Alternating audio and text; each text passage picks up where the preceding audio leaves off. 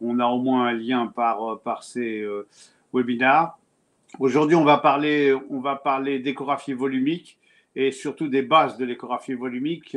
J'espère que ça va vous donner envie de travailler sur ce sujet. Évidemment, comme pour tout le reste, je suis à votre disposition si vous avez des questions à poser sur cet exposé, sur l'échographie volumique en général et sur l'échographie, évidemment. Alors, la définition du volume, donc quand on fait l'échographie 2D, on a un seul plan. Ce plan est composé de pixels. Donc, en fait, on a deux coordonnées. Quand on fait un 3D, on ajoute un plan supplémentaire et donc on se retrouve avec trois plans. Et donc, c'est plus des pixels qu'on a, mais c'est des petits cubes d'images qui sont des voxels. Quels sont les outils qu'on a à notre disposition? Alors, moi, je connais bien évidemment les outils GE. On a des sondes abdominales. Il y a même dans cette panoplie qui est à gauche, là, des sondes abdominales, on peut rajouter maintenant la RM7C, qui est vraiment une très bonne sonde. Et puis, on a des sondes endocavitaires qui permettent de faire des volumiques.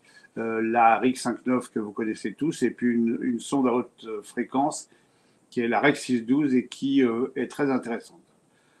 Alors, comment on obtient un volume? On obtient un volume en partant d'un plan de départ et avec le balayage électronique de la sonde, ce qui donc fait un balayage régulier, et on récupère donc cet ensemble qui est le volume et composé des voxels dont on a déjà parlé tout à l'heure. Alors, il y a des choses qui sont extrêmement importantes. J'ai décomposé ici un volume en trois plans et avec son rendu pour vous expliquer deux, trois paramètres, mais qu'on reverra tout à l'heure. Quand on fait un volume, le plan initial, il est figuré ici, en haut à gauche, et on ne voit pas trop bien ici les petits index, mais celui-ci est le plan A. Celui-ci est le plan B et celui-ci est le plan C. Et ici, à droite et en bas, c'est la sommation des voxels qui permet d'obtenir le rendu. Donc, le plan initial, c'est le plan à partir duquel on va faire notre balayage. Et il faut bien se rappeler que la sonde va balayer de façon équivalente de chaque côté de ce plan de départ. Dans le plan B, donc, qui est évidemment perpendiculaire à ce plan initial, on va avoir l'angle de balayage et on va voir tout à l'heure que c'est un des éléments importants à choisir quand on veut faire un volume. Et ensuite, le plan C, qui est le plan reconstruit, en fait, ça va être la profondeur de la ROI. La ROI, c'est Region of Interest, donc c'est la boîte d'acquisition. Quand on obtient un volume, ce volume il peut être décomposé en trois plans orthogonaux et c'est certainement un des points majeurs de l'échographie volumique. Alors j'ai mis ici et très agrandi le petit point que vous pouvez voir. Je vous le montre ici en ayant agrandi. Vous voyez que c'est un petit point qui est ici et donc qui est l'intersection des trois axes et des trois plans. Et donc on va voir que si on joue sur un des plans, on va jouer forcément sur les autres. Donc, et deuxième fois, et ça ne sera pas la dernière de cet exposé, les plans qu'on obtient dans le volume sont des plans orthogonaux quand on décompose le volume. On a plusieurs façons de les représenter, voilà une autre façon ici, mais ce principe d'orthogonalité est vraiment extrêmement capital. Ça veut dire que chaque point du volume, et ça revient à la première slide, chaque point du volume va être déterminé par ses coordonnées dans les trois plans. L'axe des X bien connu, c'est l'axe des abscisses, l'axe des ordonnées en Y, et puis un axe que vous connaissez un peu moins bien souvent, c'est l'axe des Z, c'est-à-dire un axe que j'ai dessiné ici avec une ligne pointillée, mais qui en fait irait de l'image que vous avez devant vous à vous, c'est-à-dire qui est perpendiculaire aux deux précédents repérages. Alors, on va pouvoir mobiliser le volume dans les différents plans d'espace. Donc, vous voyez qu'ici, le premier volume sur lequel on a fait un rendu, eh bien, on va le mobiliser suivant le plan des X. Le second volume au milieu, on le mobilise dans le plan des Y. Et le dernier, on le fait tourner autour du Z. Donc, ce qui permet d'avoir le volume suivant les différents axes qui nous intéressent. En sachant qu'il ne faut pas oublier quand même un point absolument fondamental, c'est qu'on utilise des ultrasons, que la physique des ultrasons est très claire, c'est-à-dire que plus on est perpendiculaire à une structure, meilleure va être l'image qu'on va obtenir.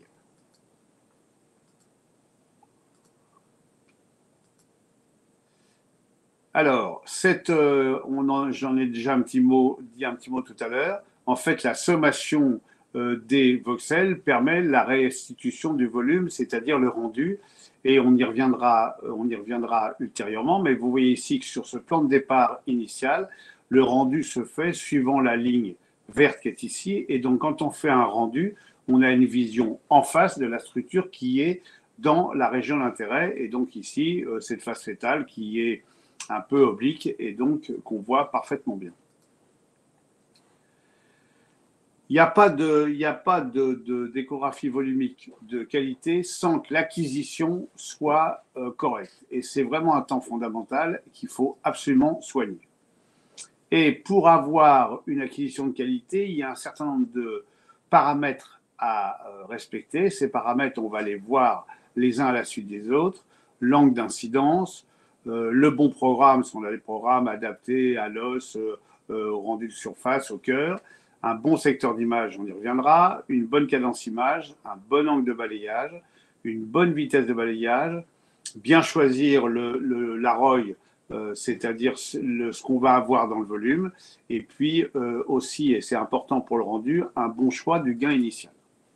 Alors, détaillons évidemment tous ces paramètres. Le bon angle d'incidence, en fait, c'est vrai pour l'échographie volumique, mais c'est parfaitement vrai aussi pour l'échographie conventionnelle 2D. Plus on est perpendiculaire à la surface, enfin à la structure qu'on veut imager, meilleur va être le retour d'écho et donc meilleure va être l'image. Donc ça, c'est vraiment quelque chose qui est absolument fondamental en échographie en général. Alors, l'incidence, exemple de l'importance de l'incidence. Vous voyez ici que mon propos, c'était quoi? Mon propos, c'était de vérifier si ce fœtus avait des EOPN. Et donc, j'ai utilisé ici un volume avec une incidence, vous voyez, qui est ici quasiment de face. Donc, les OPN devraient être ici. Et donc, je regarde par la ligne verte et j'ai utilisé un programme intéressant, c'est-à-dire j'ai utilisé un programme qui s'appelle le programme Maximum ou OS, c'est-à-dire que sur le rendu, on a fait en sorte de rendre les voxels plus échogènes qu'ils ne sont déjà, et donc de bien faire ressortir les structures osseuses. Et donc quand on a effectivement la possibilité, à partir de ce volume, de le prendre latéralement, eh ben, on voit très bien qu'il n'y a aucune structure osseuse au niveau des OPN. Autre exemple, ici, ce qui m'intéresse, c'est de voir la lèvre supérieure. Toujours la même chose. J'ai ici mon fœtus qui est de face avec une orthogonalité qui est correcte. Et donc, je peux parfaitement voir effectivement sur là un rendu de surface. Je peux parfaitement voir cette petite fente labiale gauche que l'on voit ici. Ensuite, le bon programme. Alors, le bon programme, eh bien, on a dans nos machines des programmes dédiés. Par exemple, un mode dit de surface qui va nous permettre effectivement de voir la face, mais tout ce qu'on veut voir à la surface du fœtus. Un mode maximum qui est aussi le mode dit osseux, où, comme je l'ai indiqué tout à l'heure, on va rendre les voxels échogènes encore plus échogènes. Et puis un programme cœur qui va permettre d'avoir un volume du cœur en mouvement, ce qu'on appelle le stick. On va là aussi revenir un peu plus tard. Alors, ce qu'il faut bien savoir, mais ça encore, ça peut parfaitement s'appliquer à l'échographie conventionnelle 2D, on a intérêt à avoir une cadence image qui soit la meilleure possible. La cadence image, c'est la vitesse à laquelle la machine va faire la réacquisition de structures. Et donc, cette cadence image, elle est conditionnée par un certain nombre de paramètres. Premier paramètre, le secteur étroit qu'on voit ici. Alors, sur les machines GE, il y a un petit inconvénient. On appelle angle deux choses qui sont différentes.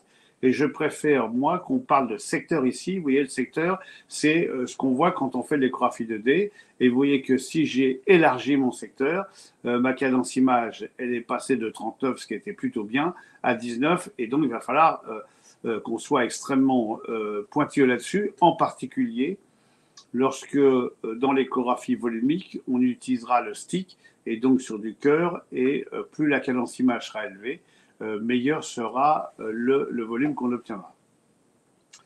Pour améliorer la cadence image, on peut jouer aussi sur les harmoniques, et donc on a intérêt à être sur des harmoniques basses ou moyennes pour avoir une bonne cadence image.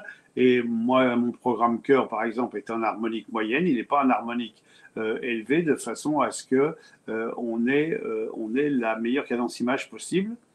Le secteur d'image, on l'a déjà parlé. Je vous ai mis ici cette image pour ceux qui travaillent sur GIG, vous voyez où se situe ce secteur. Et encore une fois, ne pas confondre cet angle avec un autre angle dont on va parler plus tard. Et puis la profondeur de champ, on peut la réduire, et plus on va la réduire, plus on va augmenter la cadence image.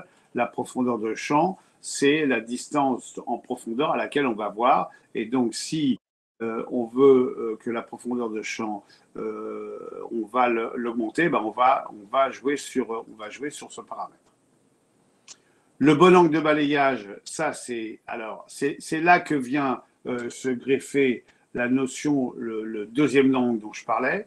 Là, en fait, ce volume d'angle, c'est le volume que la sonde va faire, le balayage que la sonde va faire de part et d'autre de la ligne médiane. Ici, vous voyez, si on est sur un volume d'angle de 120 degrés, ça veut dire que la sonde va balayer de 60 degrés d'un côté et de 60 degrés de l'autre. Et évidemment, je vous ai remis cette image que j'avais initiale, et donc le plan de départ important, puisqu'elle va balayer de chaque côté. Donc, grosso modo, elle va balayer la moitié là, la moitié là. La profondeur, c'est tout ce qu'il va y avoir dans le volume. Donc, peut-être que si on veut avoir que la face, on n'a pas forcément besoin d'avoir l'ensemble des structures crâniennes. Et donc, on va là aussi choisir la profondeur de la roche. La vitesse de balayage. Donc la sonde, elle va balayer de façon électronique en fonction de ce qu'on va lui demander comme vitesse. Et on va donc avoir à faire un compromis entre la vitesse de balayage et la qualité de l'image. Alors, la vitesse ça se comprend très bien. Je veux dire, plus vous allez balayer vite, moins vous allez avoir de voxels dans votre volume, et donc moins bonne va être la qualité, mais moins vous aurez de risque d'avoir des artefacts. Et absolument inversement, plus votre qualité est élevée, plus le balayage va être lent, plus le volume va être de qualité, mais si jamais le fœtus bouge, vous allez avoir des artefacts, et ce qui peut être parfois très gênant. Et donc, ça veut dire quoi? Ça veut dire qu'il est absolument hors de question de fermer les yeux quand on fait l'acquisition. Il faut être extrêmement attentif de façon à voir si le fœtus a bougé pendant l'acquisition, et auquel cas, si le fœtus a bougé, eh bien, le volume n'a pas la qualité qu'on souhaiterait. J'ai parlé du gain initial, et vous voyez ici trois exemples. Là, il n'y a pas assez de gain, donc les structures sont visibles mais pas formidables. Là, il y en a trop, donc c'est-à-dire qu'on noie tout ce qu'il y a, tout le fœtus avec ce qu'il y a autour, et qu'il faut avoir un compromis entre ces différents paramètres et bien choisir le gain de départ.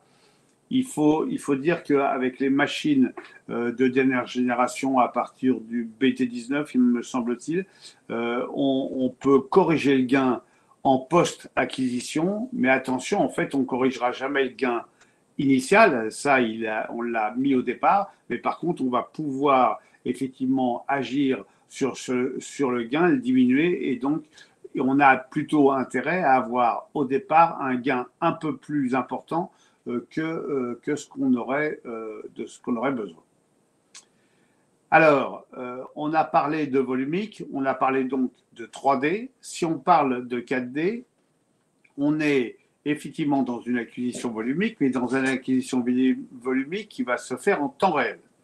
Et donc, ce qui est très important, c'est que la région d'acquisition et le rendu sont identiques. C'est-à-dire, si vous voulez voir une face fétale, par exemple, eh bien, il va falloir, et on va le voir tout de suite, voilà, que votre ligne verte, c'est-à-dire en fait ce qui représente la caméra avec laquelle vous allez regarder, c'est comme si vous aviez placé une caméra ici, eh bien, on comprend très bien qu'il faut que cette caméra, elle soit dans une zone de liquide, par exemple ici devant la face fétale. Si vous vous mettez avec la ligne verte plus haut, comme on pourrait le faire avec du 3D, et puis après modifier sa position, je veux dire en 4D, ça ne marchera pas. Donc la position de cette ligne de visualisation du rendu est extrêmement importante quand vous faites du 4D. Et donc là, pareil, il faut être très attentif et il faut suivre ce que veut bien faire le fœtus. Alors donc, on a acquis le volume, essentiellement, on va parler du volume 3D. Et donc, qu'est-ce qu'on va faire avec ce volume? Eh bien, on a un espèce de couteau suisse parce qu'on a différentes possibilités à notre disposition. Et c'est là qu'on rentre dans le vif du sujet. On va pouvoir faire des coupes multiplanaires. On va pouvoir faire du VCI, c'est-à-dire Volume Contrast Imaging, qu'on va pouvoir faire dans deux plans. Je détaillerai ça un peu plus tard. VCI plan A et OmniView, c'est-à-dire plan C. On va pouvoir faire évidemment du rendu. On va pouvoir faire du TUI, c'est-à-dire exactement comme on fait en scan, en IRM, surtout en scan, avoir des coupes serrées dans le volume. On va pouvoir faire du stick, c'est-à-dire c'est une acquisition du cœur avec les mouvements du cœur, et donc on va pouvoir travailler sur le volume alors que le cœur est en mouvement, et ça va pouvoir être extrêmement intéressant. Le sono AVC, c'est une reconnaissance automatique par la machine des structures anécogènes, extrêmement utile, en particulier en gynéco quand on fait de la fécondation in vitro et qu'on veut compter les follicules. Et puis le vocal qui permet de faire un calcul automatique d'un volume qui pourrait nous intéresser. Alors, les coupes multiplanaires, c'est absolument fondamental. Les coupes multiplanaires, on a fait l'acquisition d'un volume. Et ce volume, on peut le décomposer en triplans, comme on l'a dit, et ces trois plans sont orthogonaux les uns par rapport aux autres. Alors, j'ai choisi ici cet exemple qui est évidemment parlant. Normalement, sauf anomalie de type ophtalmo, le fœtus a deux yeux, deux orbites, et donc si on met ces orbites horizontale dans le plan B, c'est-à-dire en haut à droite, et verticale dans le plan C, c'est-à-dire en bas à gauche, ce que vous allez obtenir au niveau du plan A, qui est perpendiculaire aux deux autres plans, eh bien, c'est forcément un plan sagittal strict, et ça vous permettra de parler en particulier de dysmorphologie quand il y a une dysmorphologie. Ce principe, évidemment, est très parlant au niveau de la face fétale, mais il est tout à fait utile dans toute autre situation où une symétrisation est intéressante. Chez le fœtus, par exemple, le rachis, c'est très intéressant. Si vous faites de la gynéco, à partir du moment où vous avez fait l'acquisition d'un utérus par voie vaginale en coupe sagittale, eh bien vous allez pouvoir faire symétriser votre volume et vous allez pouvoir obtenir une coupe frontale, ce qui n'est pas possible d'obtenir habituellement en échographie standard. Je pense que lors du congrès, Jean-Marc avait très bien montré ce fait. Alors, une petite remarque, mais qui est plutôt une anecdote. Il y a une sonde qui est une sonde électronique haute fréquence, matricielle, avec plein de cristaux, puisqu'il y a plus de 9000 cristaux. Cette sonde électronique, alors elle a quand même évidemment un énorme inconvénient, elle est très chère. Et l'avantage de cette sonde, c'est que vous voyez qu'on a ici parfaitement deux plans en même temps, c'est-à-dire on fait l'enregistrement du volume dans un même temps et on a ici effectivement la coupe des quatre cavités. Et quand on regarde sur l'image de droite, eh bien, on voit très bien, en ayant fait passer notre coupe au niveau des valves, eh bien, qu'on reconnaît ici parfaitement en bas la valve mitrale, en haut la valve tricuspide, et donc ce qui nous permet d'identifier formellement les deux ventricules de ce cœur. Alors, le VCI, c'est quoi? Le VCI, ça consiste à obtenir à partir d'un volume une tranche de ce volume. Et donc, ça va permettre de contourner des structures et donc un peu de renforcer les contours de la structure et donc de la visualiser encore mieux. On peut faire deux types de VCI, ce que j'avais évoqué tout à l'heure. Le VCI dit dans le plan A, en fait, c'est le même plan que vous utilisez pour le plan de départ, donc le même plan dans lequel vous feriez un 2D, et vous pouvez lui donner une certaine épaisseur qui varie de 1 à 20 mm, et donc mieux faire ressortir cette structure. Le VCI OmniView plan C, en fait, vous allez obtenir une petite tranche de volume, mais une petite tranche de volume de face. Donc, vous avez vu tout à l'heure quand on regardait la face fétale, eh bien, c'est dans ce plan-là, comme si vous aviez une caméra qui regardait la structure que vous voulez visualiser. Alors, le VCI plan A, voilà quelques exemples. Vous voyez ici, bon, un fémur, ça peut être intéressant pour bien localiser les extrémités, les métaphyses et la structure de l'os, mais sur d'autres structures, comme la main par exemple ici, bah, c'est remarquable parce que comme vous pouvez donner une certaine épaisseur, et là on a utilisé le mode osseux, on voit très bien les doigts et les phalanges à l'intérieur, donc extrêmement précieux dans certaines conditions. Le VCI plan C, OmniView, ok, donc vous voyez très bien ce qui se passe. Ici, j'ai un fémur, je prends une tranche de mon fémur, donc je regarde à partir du haut, et ça me permet de voir ici que ce fémur est absolument anormal, avec ici une métaphyse inférieure qui est quasiment perpendiculaire à la diaphyse, mais par contre une métaphyse supérieure qui est complètement oblique, complètement émoussée, et donc en fait qui permet de voir qu'on a un fémur d'un fœtus achondroplasme. Ici, j'ai fait la même chose de VCI OmniView plan C. Donc là, j'ai tracé ma ligne ici. J'ai donné une certaine épaisseur. L'épaisseur, je l'ai choisie de façon à ce qu'elle soit concordante avec l'épaisseur des corps vertébraux. Et donc, ça me permet de voir ici qu'on a une scoliose et que cette scoliose est liée à une vertèbre ici cunéiforme qui probablement est en L1 ou L2 et donc extrêmement intéressant. Et surtout, ce qu'il faut bien comprendre, c'est que ces VCI, qu'ils soient plan A ou plan C, sont des VCI en temps réel. D'ailleurs, quand on veut obtenir ce programme, on appuie sur la touche 4D. Donc, pour l'os fœtal, c'est absolument remarquable parce qu'en fait, on a des structures osseuses comme un scanner et dans de très bonnes conditions et très rapidement. Là, ici, c'est un peu une autre chose. C'est que j'ai fait de l'OmniView, mais à partir d'un volume dont j'avais fait l'acquisition pour obtenir des détails très précis sur cette colonne vertébrale.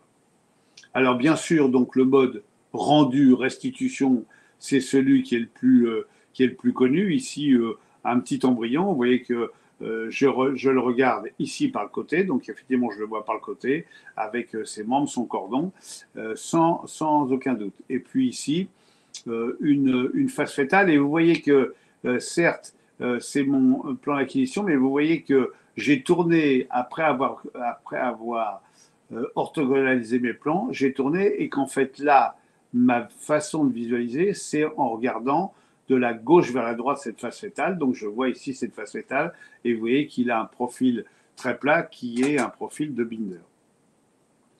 Donc bien choisir la ROI pour avoir ce que vous voulez absolument imager ici, et le sens d'évaluation. Et je vous ai montré tout à l'heure qu'effectivement sens d'évaluation ici par le haut, ici par la gauche. Alors il faut savoir que dans vos machines, vous avez la possibilité, un cube, ça a 6 faces, donc un volume, ça a 6 faces, et vous pouvez choisir le sens de votre visualisation. Ce qu'il faut bien savoir, et c'est très important, malheureusement, ça, c'est difficile à faire en vidéoconférence, mais quand on va avoir la chance de se retrouver, je vous le démontrerai. Il faut prendre l'habitude de travailler toujours de la même façon. Donc, choisissez de travailler en regardant par exemple par le haut dans le plan A ou par la gauche dans le plan A, ce que vous voulez, mais faites toujours la même chose parce que ça, vous allez très rapidement être perdu. C'est-à-dire que la méthode des erreurs, ça va marcher 2 minutes, mais la troisième fois, ça ne marchera pas. Alors, en ce qui concerne ce mode de rendu, donc la restitution, on a de très très nombreuses possibilités de traitement informatique de l'image. Et ces traitements informatiques de l'image vont permettre quoi? Vont permettre par exemple de bien voir les surfaces cutanées, la transition couleur, rassurez-vous, je vais montrer des images, ça permet d'accentuer les reliefs, ce qui est parfaitement vrai aussi pour ce qu'on appelle l'HD Live, qui donne un rendu très, au niveau des tissus mous du fœtus, très intéressant, très réel, entre guillemets. La silhouette, en fait, on va faire un effet de transparence, ça aussi je vais montrer. Maximum, on a déjà un peu parlé. L'inversion, là aussi, traitement tout à fait informatique. On va rendre les structures anécogènes initialement. On va les rendre écogènes en inversant effectivement les voxels qui deviennent écogènes. Et puis l'âge des flots, et là aussi on va voir quelques images, ça va permettre de voir les structures vasculaires. Alors, par exemple, mode de rendu de surface, vous avez ici quelques images, un petit fœtus vers 12 semaines, des pieds, des jumeaux ici monocoriaux, ici un malin qui se met le gros orteil dans l'œil, une main, un petit fœtus. Vous voyez qu'on a des images qui sont tout à fait intéressantes. Alors, ce qu'il faut savoir que quand on utilise le mode de surface, là encore, on a un step de plus et qu'on peut faire appel à différents modes. Et vous voyez que, bon, honnêtement, ça, je pense que ça n'a pas beaucoup d'intérêt. Ça a plus d'intérêt. Et surtout, ce qui est très intéressant, c'est qu'à partir du même volume, vous pouvez passer en mode maximum et c'est le même fœtus. Et vous voyez que ici, on a la possibilité de voir les structures osseuses, ce qui est un peu vrai aussi sur cette deuxième image. Alors, la transition couleur, en fait, on va mettre autour du fœtus tout ce qui est plutôt l'environnement du fœtus. On va pouvoir le colorer de façon différente pour faire ressortir certains contours. Et on va voir que c'est encore plus important avec ici l'HD Live, parce que l'avantage de l'HD Live, c'est qu'on va pouvoir modifier la direction de la lumière. C'est exactement comme au cinéma ou comme quand on fait des photos. On sait très bien qu'en fonction de l'éclairage, on va avoir des choses qu'on voit parfaitement bien. Vous voyez qu'ici, on va mieux voir le nez et cette partie-là de la bouche que par rapport à ces images. Ça, c'est extrêmement facile. Donc, il suffit de faire bouger un petit curseur pour que l'éclairage soit différent sur ce volume. Et voilà quelques exemples. C'est une planche que m'a donné Bernard Benoît. Et vous voyez qu'en fonction de ce qu'on fait, on a des images qui sont très différentes. Et donc, on peut accentuer certains paramètres et certains reliefs. Vous voyez qu'ici, on voit super bien les lèvres, alors qu'en bas, les lèvres sont moins bien vues, mais peut-être que les reliefs du nez sont meilleurs. Encore une évolution dans ce mode de rendu, c'est ce qu'on appelle le studio. C'est en fait la même chose que l'HD Live, sauf qu'on a 3 sources lumineuses. Et c'est comme si, en voulant faire une photo, on mettait 3 projecteurs et qu'on pouvait faire varier pour effectivement aller chercher les petits détails. Le mode silhouette. Alors, le mode silhouette, on va faire disparaître la plupart des voxels en gardant bien présents les voxels correspondant à des cavités anécogènes. Et vous voyez par exemple que ici sur ces volumes de premier trimestre, vous voyez qu'on arrive parfaitement bien à voir les ventricules latéraux et on peut parfaitement là-dessus dire très très rapidement, même parfois un peu plus tôt encore que ces images-là qui sont aux alentours de 9 semaines et demie, on peut parfaitement voir les vésicules cérébrales et on peut parfaitement éliminer une holoprosencéphalie où on aurait une fusion des vésicules télencéphaliques. Le mode osseux maximum dont on a déjà parlé, mais voilà quelques images supplémentaires. Évidemment un rachis. Ici une aile iliaque avec la forme qu'on voit très très bien. Ici le crâne en vue latérale et on voit parfaitement bien les différentes structures du crâne. Le frontal, le pariétal, le temporal, le malaire, la grande aile du sphénoïde, la mandibule et l'arc zygomatique ici entre le malaire et le temporal est donc très intéressant, en particulier quand on a des anomalies de la face et des dysplasies automandibulaires. Le mode inversion, donc le mode inversion, là, j'ai travaillé sur une aorte en fait avec une crosse aortique droite, ici à 9 semaines sur des vésicules cérébrales avec les deux ventricules latéraux qu'on voit très bien ici, le diencéphale avec qui est le petit point au milieu, en arrière le futur aqueduc de Sylvius et puis en bas de l'image la vésicule rhomboencéphalique qui va correspondre ensuite à la région de la fosse postérieure et du cervelet. Et puis ici un peu plus tardivement deux ventricules qu'on voit parfaitement bien sur ces images avec ce mode d'inversion. L'HD flow, donc c'est ici effectivement l'acquisition a été faite en stick pour avoir le mouvement et vous voyez qu'on voit très bien ici toute la circulation, la crosse aortique. On peut lui adjoindre un travail en silhouette, ce qui améliore peut-être un peu les images et qui donne des images de très bonne qualité. Voilà un autre exemple avec ici artère ombilicale unique et vous voyez qu'on n'a absolument aucun doute quand on voit ces images sur le fait qu'il y ait une seule artère dans ce cordon. Et puis alors dans des pathologies plus importantes et en particulier les shunts ombilico-portosystémiques ou ombilico-systémiques, eh bien on peut parfaitement voir le trajet des vaisseaux. Là on a enlevé tout l'entourage et on a gardé que les vaisseaux. Vous voyez qu'ici on a une veine ombilicale et que cette veine ombilicale, après avoir fait un petit parcours hépatique, se connecte à la veine cave inférieure et donc on est dans un shunt ombilico-porto-systémique extra-hépatique puisque en fait elle va se connecter directement sur la veine cave.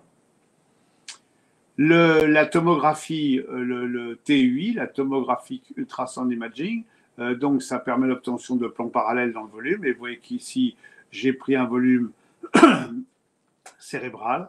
Là, je suis dans un plan sagittal, c'est mon plan de départ. Et donc, j'ai fait l'acquisition de l'ensemble du volume en mettant un angle, comme on l'a dit tout à l'heure, suffisant. Et là, je vais pouvoir décomposer tous mes plans de la région frontale à la région occipitale.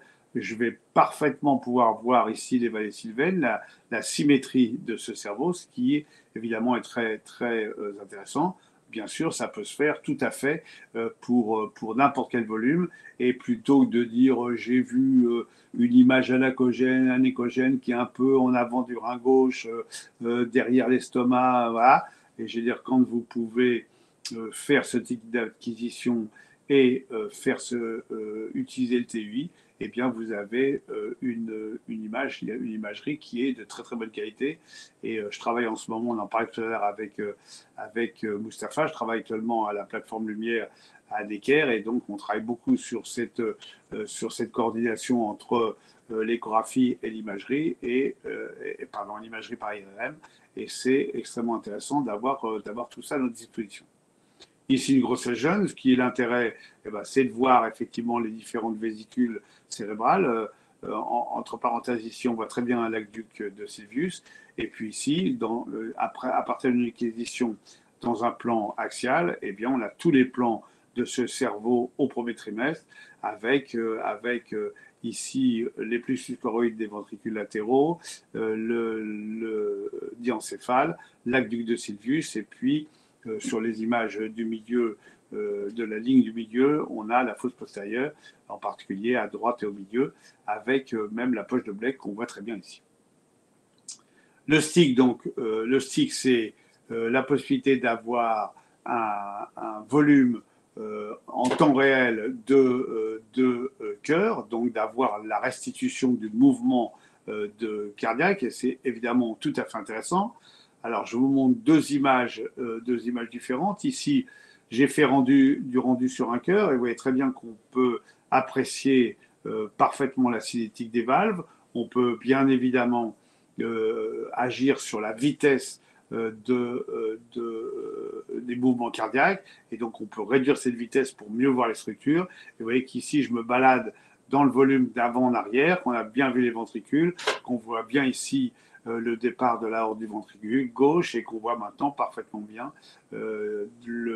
l'artère pulmonaire qui part du ventricule droit, et la cinétique des valves et aortiques et pulmonaires. Et puis dans le volume de droite, vous voyez que là par contre j'ai gelé l'image, mais j'ai fait l'acquisition qui permet de me balader dans ce volume et d'avoir les différents plans et d'avoir en un seul volume l'ensemble du cœur. Et donc voilà une image qui associe le stick et le TUI, et donc vous avez tous les éléments dont vous avez besoin sur ces coupes axiales. Vous avez le situs en bas à droite, vous avez dans la ligne du dessus à droite les quatre cavités, on a le départ de l'aorte sur l'image du milieu et l'image de gauche. En haut à droite, on a la coupe des trois vaisseaux avec l'artère pulmonaire et sa bifurcation, la branche droite, qui enserre l'aorte ascendante et la veine cave. Et puis, sur l'image en haut au milieu, vous avez la coupe traditionnelle dite des trois vaisseaux et de la trachée. On voit très bien de la gauche vers la droite l'artère pulmonaire, l'aorte, la veine cave supérieure, et en dessous, entouré d'un liseré blanc assez dense, puisqu'il y a assez des anneaux, c'est la trachée. Voilà, donc les différentes images que je vous ai montrées, que je vous ai commentées en direct. On peut rajouter à ce stick de la couleur, et vous voyez ici qu'on a une image de crosse aortique droite, et on voit très bien sur l'image en bas à gauche la continuité septo-aortique, et puis on monte avec les différents plans, et quand on est au plan en haut à droite, on voit très bien qu'entre l'artère pulmonaire et l'aorte, on a la trachée, et qu'en fait, avec cette forme de U face au rachis qui correspond à cette crosse aortique droite, c'est extrêmement parlant. Alors, dans encore quelques applications pratiques, le sono AVC, ça permet, par exemple, ici, on est à 7 semaines et 2 jours, c'est une reconnaissance automatique. J'ai demandé à la machine d'aller me chercher les différentes structures anéchogènes. Je les ai rendues ici, elles sont rendues denses par le traitement de l'image, et donc ça permet de faire de voir certaines très bonnes structures, et puis évidemment, accessoirement, de faire un calcul automatique de volume. Et c'est le cas, par exemple, du sono AVC, ici, un ovaire stimulé, donc on va faire une reconnaissance automatique des follicules. Donc, comment ça se passe en pratique? En pratique, acquisition du volume de l'ovaire. Ensuite, on va lancer le sono AVC, on va voir si, effectivement, on a bien tout ce qu'on veut dans la région d'intérêt. On lance la machine fait automatiquement le calcul. On est attentif, on se dit tiens, est-ce que toutes les images qu'on a sont bien présentes? Non, il manque celle-là. Celle-là, elle est en trop. Celle-là, elle est en trop. Donc, on va pouvoir travailler et les enlever et obtenir effectivement un volume complet en enlevant ce qui est en trop et en rajoutant ce qui était inutile. Le vocal, voilà ici un kyste ovarien, et vous voyez que j'ai fait l'acquisition directe de ce kyste, et ensuite j'ai appelé le programme vocal, et donc ça va me permettre de calculer un volume. Et vous voyez qu'ici il y avait un ovaire, donc il y avait le kyste qui est là, et j'ai toutes ses dimensions, j'ai son volume, et puis à côté j'ai 3 follicules, donc j'ai aussi effectivement toutes les mensurations, et donc c'est extrêmement intéressant. Voilà une autre image sur un autre kyste, et vous voyez que là, très simple, j'ai un kyste dont le diamètre maximum est de 27,8 mm et dont le volume est de 11 cm3,26. Voilà ce que je voulais vous dire à propos de l'échographie volumique. Je suis conscient que c'est un peu dense, mais on peut en reparler. J'espère que vous allez poser des questions. Merci, cher ami, merci pour cet exposé et bonsoir d'abord les amis. On ne s'était pas parlé au début de cet exposé. Notre ami Jean-Philippe était pressé, il a rapidement démarré. Et là, moi je dirais pour le 3D, c'est plus un gadget, c'est vraiment un outil de travail de tous les jours. On ne peut plus, à mon sens, faire de l'échographie morphologique ou l'échographie gynécologique de bonne facture si on ne maîtrise pas le 3D. Au début, on croyait qu'en prenant des machines 3D, on appuyait sur un bouton, on obtient les images. Là, je suis persuadé avec le temps, après 10-15 ans de travail volumique, on se rend compte c'est le temps, c'est la maîtrise de la technique, c'est les acquisitions. Et encore dans la machine, il y a des choses qu'on n'utilise pas et je suis sûr qu'on peut toujours aller approfondir les connaissances et les données de cette échographie volumique. Je pense surtout maintenant, nos patients sont d'une impatience incroyable. Ils vous demandent le petit doigt, le orteil, est-ce que le nez, les oreilles. Si on dispose de cet outil de travail, moi je pense que c'est devenu indispensable la pratique de tous les jours, cette échographie. On attend de vos questions, j'espère qu'il y en aura, pour savoir quelle est votre, bien sûr, pratique de volume et comment vous pensez travailler avec cette... En attendant que les questions arrivent, parce que je ne vois pas comment vous n'auriez pas de questions, vraiment, je veux insister sur des points fondamentaux. Je pense que l'échographie volumique a été un peu considérée à une époque comme un truc pour faire des photos de la face du fœtus. C'est une vision extrêmement limitée des choses. Le 3D permet on l'a vu, de faire des plans orthogonaux, d'être sûr qu'on parle d'un profil correct et ainsi de suite. Ça permet de situer au mieux une structure dans le volume. Et donc, comme je l'ai dit tout à l'heure, plutôt que de faire des descriptions abracadabrantesques, de montrer des images, je me bats depuis des années pour bien que les gens comprennent, et c'est pas un radiologue comme Mustapha que je vais dire ça, je vais dire, c'est évidemment une spécialité d'imagerie, donc les images que l'on voit, on doit pouvoir les montrer, et je pense que le 3D est un excellent outil pour ça, et en particulier, c'est un excellent outil pour l'apprentissage, pour voir des pathologies qu'on ne voit pas souvent, et le fait d'avoir plein de volumes de pathologies comme on en a, comme Jean-Marc en a, je veux dire, permet de faire de l'enseignement, je dirais, presque comme si on était en direct live sur la pathologie. Moi, je pense, pendant qu'on parle, on fera un jour en présentiel ici, un atelier rien que pour ces acquisitions, ces plans, pour que les gens s'habituent. Le plan A, le plan C, comment obtenir un profil strict et non pas pour avoir vraiment prendre le maximum d'informations fournies avec cette technologie. Parce que ce n'est pas aussi simple qu'on le pense. Les gens, au début, d'ailleurs, il y avait beaucoup de déceptions par ce 3D. D'abord, les machines n'étaient pas très performantes et parfois, les gens proposent des sondes qui ne sont pas vraiment adaptées. Ça, j'ai vu passer le 3D depuis une quinzaine d'années. Et bien, au départ, on croyait en prenant une sonde, en la mettant sur la patiente, on a les images. Là, je pense que c'est loin s'en faut, c'est une vision un peu utopique. Et le 3D, c'est quand même une technique qui se travaille et qu'il faut vraiment maîtriser. Il faut se former là-dessus pour tirer le maximum, parce qu'il n'y a pas que le surfacique de la face, il y a toute cette problématique osseuse, rachidienne, membres qui sont donnés.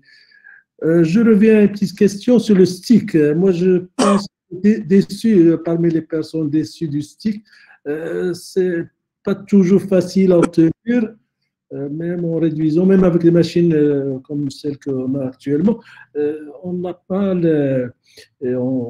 on obtient beaucoup plus facilement en direct les plans de coupe exigés que dans le stick. Pour le moment, je ne sais pas. Qu'est-ce que tu en penses? Est-ce que vraiment c'est un outil qui devient performant ou pas encore? Alors, d'abord, je vais revenir sur ton propos juste avant et après, je vais te parler du stick. Donc, le propos que tu tenais précédemment, je suis 100% d'accord avec. Je veux dire, l'idée farfelue qui consisterait à se dire, je vais prendre un volume 3D, ça va compenser l'insuffisance de qualité de l'image que j'ai en 2D, c'est complètement fou, ça ne marche pas. Il faut faire du bon 2D pour avoir du bon 3D. Et effectivement, je souscris totalement à ce que tu as dit d'un atelier où on ne ferait que des acquisitions pour apprendre à bien les faire, puisque c'est ce qui va conditionner totalement la suite des événements. Alors, deuxième chose en ce qui concerne le stick, oui, je suis assez d'accord avec toi. Probablement que dans les techniques volumiques, c'est certainement celle qui est la plus difficile à mettre en œuvre. Et je pense qu'effectivement, le stick, honnêtement, je ne crois pas que ça soit un outil qui puisse être un outil de dépistage. Je pense que c'est beaucoup plus un outil, effectivement, une fois qu'on a une pathologie, de pouvoir faire l'acquisition de cette pathologie et ensuite pouvoir même retravailler dessus. Ça m'est arrivé à plusieurs reprises, et je vais vous dire un truc à propos de l'échographie volumique qui est l'illustration de mon propos sur cette échographie volumique. J'ai vu mardi matin à Poissy une dame qu'on a envoyée parce qu'il y avait une CPRM, c'est-à-dire une MAKP d'un poumon. Et le confrère qui l'avait vu avait noté qu'il trouvait le corps calleux un peu court. J'ai fait mon échographie mardi matin, j'ai mesuré le corps calleux et je me dis, le corps calleux, il est plutôt bien. Et puis aujourd'hui, en préparant mes dossiers pour le staff de mardi prochain, je regarde les images et je ne suis pas du tout satisfait par la mesure du corps calleux que j'ai fait en 2D. Et j'avais pris la précaution d'avoir des volumes. Donc j'ai repris un volume cérébral. Effectivement, je me suis placé parfaitement de façon orthogonale dans les bons plans et le corps calleux, effectivement, est court. Et ça, c'est une application formidable du 3D, c'est-à-dire que là, la patiente, elle est chez elle, hein, depuis mardi, elle est rentrée, et donc j'ai la possibilité de revoir des images.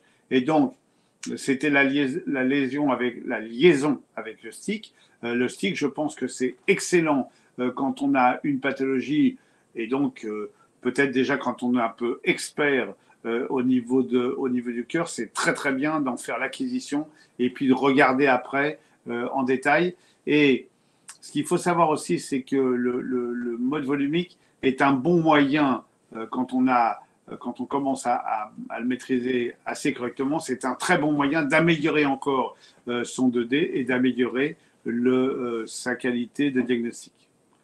Je vois 3 questions.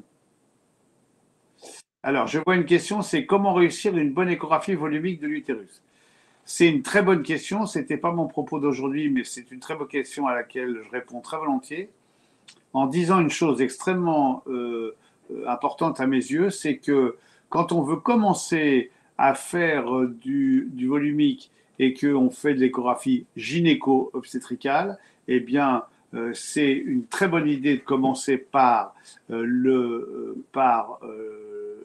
la gynéco, parce que sauf si la dame est un peu hystérique, elle ne va pas bouger. On va pouvoir lui demander de ne pas bouger.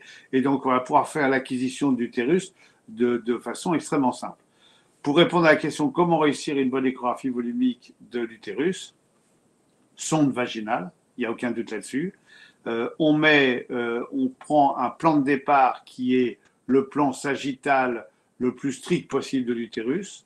On balaye largement, donc ça veut dire que l'angle de balayage, il est plutôt à 90 ou à 100 degrés qu'à 30 degrés. Et on a ensuite effectivement un volume dans lequel on a l'utérus. Et on n'a plus qu'à symétriser l'utérus puisqu'on a un plan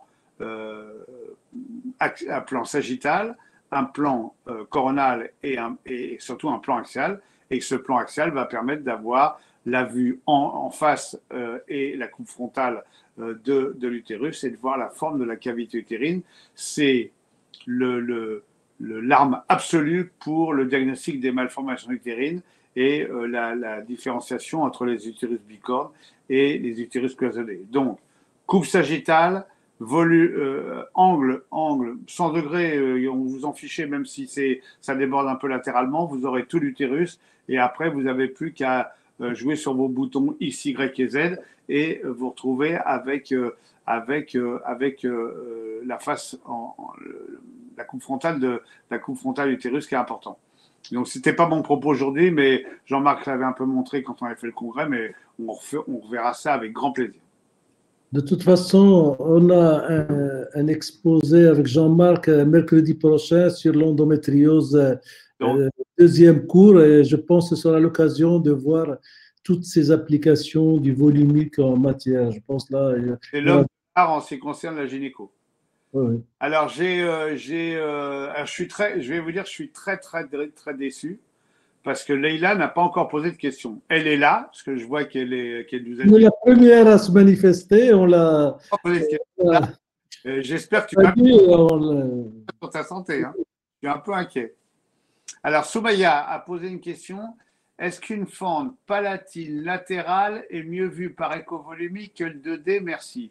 Alors, après, elle a remodifié sa question en disant « Sorry, la fente labiale latérale ».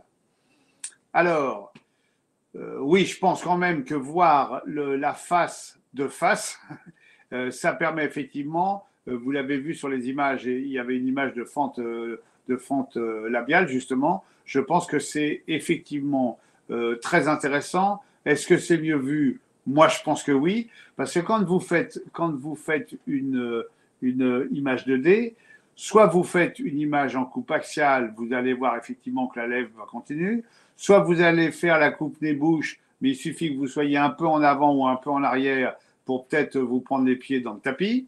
Donc, effectivement, l'aspect volumique est beaucoup plus parlant et on le voit beaucoup mieux. Et j'en veux pour preuve que quand j'envoie une patiente à Poissy, c'est moi qui vois quasiment toutes les fentes, et j'envoie au chirurgien tous les éléments pour qu'il fasse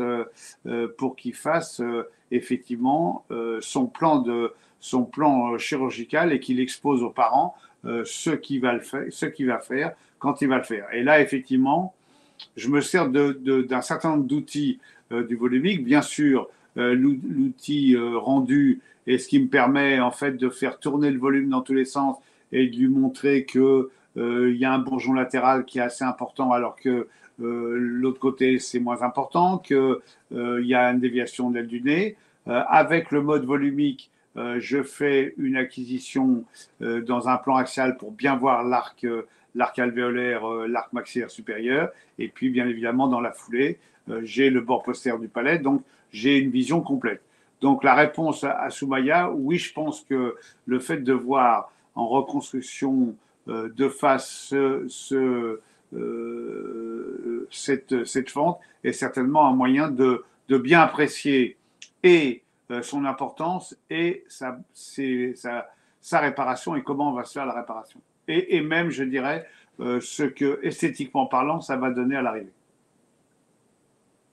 On attend toujours Leïla, on l'entend pas, mais on l'attend. Je suis vraiment inquiet parce que je vois très peu de questions.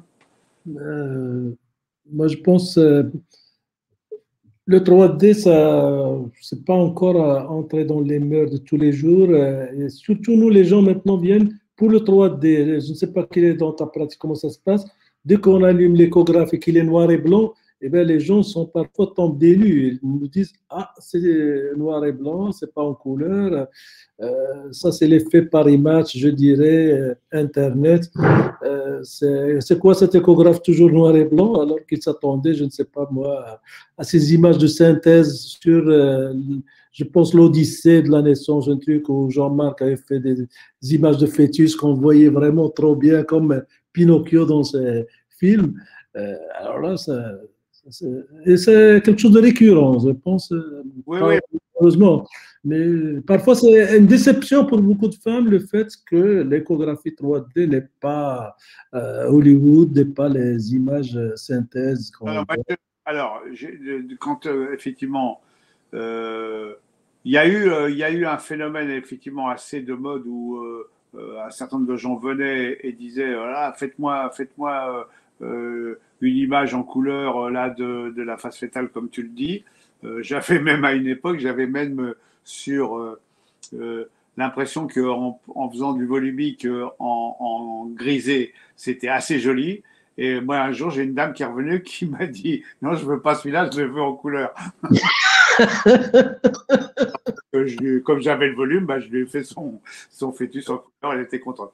Non, ce que je fais, moi, je veux dire, je pense que le mode volumique est parfaitement intégré dans mon examen systématique. Évidemment que je vais faire une face pour leur faire plaisir, mais je vais surtout faire un volume de façon à avoir un profil strict et être sûr qu'on n'a pas de mal du profil. Je vais sûrement faire du 4D, ce qui est rapide et pratique pour voir les extrémités, les pieds, les mains. Et particulièrement pour le premier trimestre, le fait de faire un volume du fœtus au premier trimestre, eh ben, vous avez une fois pour toutes la certitude que vous avez les quatre membres. Parce qu'il est quand même extrêmement facile de se tromper et d'avoir l'impression qu'on voit par exemple les deux pieds en ayant modifié son angle d'attaque et en fait c'est le même pied que vous avez vu deux fois. Et j'ai une de mes amies et consoeurs qui était venue à nos formations à l'époque de Saint-Rémy-de-Provence, hein, et qui a eu une histoire il n'y a pas très très longtemps et elle était embêtée. Et le fait d'avoir dans ses archives un volume a permis de voir effectivement que le segment de membre le segment de membre supérieur qui manquait à partir du coude, et ben en fait était bien l'histoire de bride puisqu'elle avait une écho très précoce où on voyait très bien les quatre membres.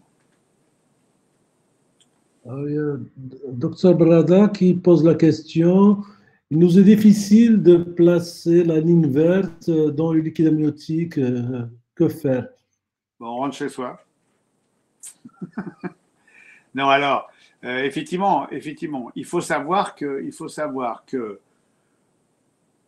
en particulier le 4D, eh ben, je veux dire, il y a des moments où ce ne sera pas possible. Vous avez des fœtus qui ont la très mauvaise idée de se mettre le nez dans le placenta, de planquer leurs pieds quelque part, enfin, tout ce que vous voulez pour nous embêter. Donc, si effectivement vous n'avez pas une petite zone de liquide devant, quand vous voulez faire une face, par exemple, devant la face, je veux dire en 4D, c'est sûr que ça ne marche pas. Après, en 3D, quand on a, je vous ai pas parlé d'un outil parce que je voulais pas trop non plus charger le topo, mais on a un outil qui s'appelle le Magic Cut, et donc le Magic Cut, ça permet dans un volume d'enlever ce qui pourrait gêner. Et donc, par exemple, si vous faites une acquisition en 4D avec une main devant le visage, vous avez votre ligne verte qui est dans le liquide, et ben vous allez voir la main devant le visage. Ok. Si vous avez un cordon devant le visage, vous allez être coincé, vous allez avoir le cordon devant. Si vous êtes en 3D, vous allez pouvoir, à partir du volume, enlever le cordon qui est devant la face. Mais il faut bien savoir que vous ne pourrez pas enlever un bras ou une main qui est devant parce que les ultrasons auront été arrêtés par les structures osseuses et que vous allez avoir un trou derrière. Donc, ça, c'est important. Et je pense qu'il y a peut-être une chose aussi qu'il faut dire à ce propos. on aura très largement le temps d'en parler, j'espère, quand on se retrouvera. Mais tu parlais de Paris Match, tu parlais du choc des Oui, photos, poids des mots et le choc des photos. Je pense qu'il faut demander aux gens si, parce que il y a des gens qui sont très demandeurs du volume du 3D. Effectivement, la plupart du temps, ce qui les intéresse, c'est de voir le visage de leur fœtus et de voir s'il a une quéquette ou pas. Je veux dire, c'est un peu limité l'échographie. Mais je pense qu'effectivement, il y a d'autres personnes, et en particulier sur les histoires de fentes, des choses comme ça, quand on a un écran de répétition, il faut demander aux gens s'ils veulent voir. Quasiment tout le temps, ils sont OK pour voir, mais il faut savoir que c'est pas forcément ce qu'ils avaient initialement prévu chez leur fœtus. Alors moi, je suis évidemment assez bien placé parce que je vois, par exemple, les fentes, je les vois en deuxième ou troisième intention. Donc les gens savent qu'il y a une fente et donc ils sont pas mécontents de voir les choses et je pense que ça permet un attachement dès la naissance qui est tout à fait intéressant. Ah bah il y a des choses qui se sont voilà. quand on veut faire une face, peut-on faire incliner ou faire tourner la ligne verte pour placer en face du visage du La réponse fœtus? est oui, c'est surtout votre sonde que vous allez tourner, et ce qui va automatiquement entraîner la ligne verte, puisque cette ligne verte, elle est grosso modo parallèle au plan de la sonde, et donc vous allez tourner votre sonde, mais comme vous le feriez en 2D, pour essayer de vous placer le plus en face possible du fœtus.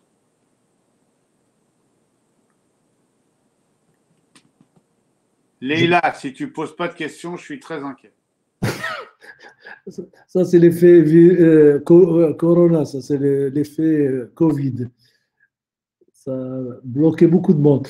Quoi qu'il en soit, donc, toujours mes remerciements les plus forts pour Jean-Philippe, pour tout le mal qu'il se donne pour nous assurer cette continuité de formation dans des conditions, bien sûr, sanitaires difficiles, mais ça nous permet de rester en contact, de partager comme ça des petits moments très sympathiques et bien sûr préparer l'avenir toujours.